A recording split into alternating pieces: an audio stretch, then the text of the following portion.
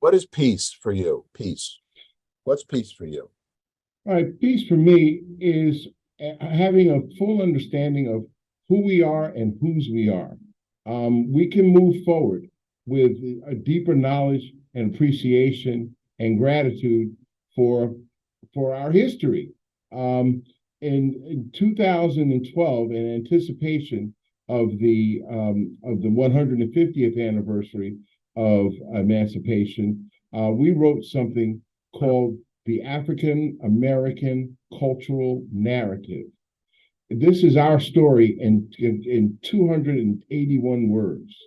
We're doing everything that we possibly can to see to it that we can teach this to our children, not only in the schools but at the homes and in the churches.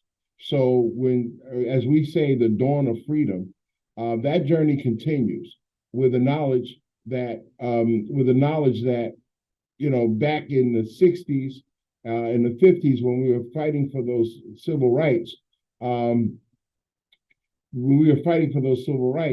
the people, it was a black and white country. Today it's multicultural, it's multi-ethnic. The black community of the United States is multicultural and multi-ethnic. So it's important that our young people know their story. Who are you?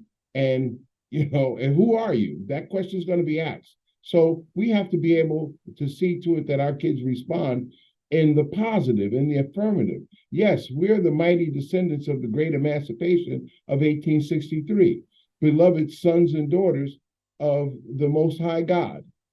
We have to build our story on, on truth. And yes, we have a triumphant history and a triumphant story that if we don't pass this along to our children, it certainly hurts all of America. And all Americans should know the African American cultural narrative. So we have that available. It's online. You can download it, but we have it in several different forms. We have it in video form and we have it in printed form. But we want to see to it that our community, our young people in our community, by the time they're 13 years old, they'll know how to recite it. They'll know how to speak it. They'll know to commit it to memory and comprehend it, and that's peace. That is with giving your children a knowledge of who they are in this country.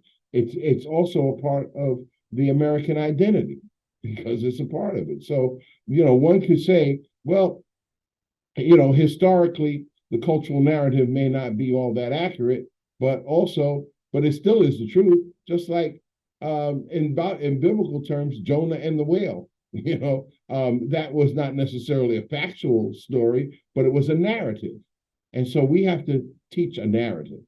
Gotcha. Beautiful. Thank you.